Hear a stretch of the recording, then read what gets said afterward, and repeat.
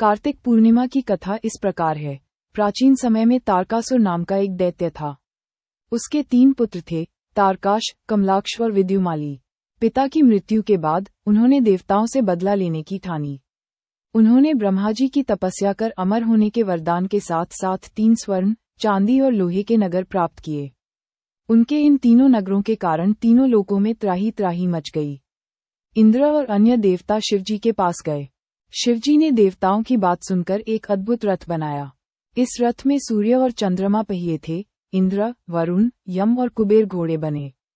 हिमालय धनुष था और शेषनाग प्रत्यंचा। शिवजी स्वयं बाण बने और अग्निदेव बाण की नोक। जब शिवजी ने त्रिपुरासुर को तीनों नगरों के एक सीध में आने पर बारी कहलाए। ये घटना कार्तिक पूर्णिमा के दिन हुई, इसलिए इसे त्रिपुरी पूर्णिमा भी कहते।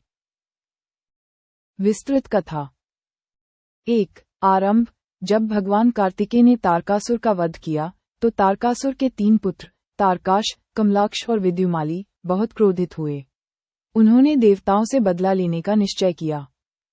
2। तपस्या और वरदान। तीनों भाइयों ने मिलकर घोर तपस्या की और ब्रह्मा जी से वरदान प्राप्त किए। ब्रह्मा जी ने उन्हें 3 नगर बनाने का वरदान दिया। तारकाश के लिए सोने का, कमलाक्ष के लिए चांदी का और विद्युमाली के लिए लोहे का नगर। 3। अत्याचार। तीनों भाइयों ने इन 3 नगरों को मिलाकर त्रिपुरा नामक शहर बनाया और तीनों लोकों पर अपना अधिकार कर लिया। 4। देवताओं का दुख।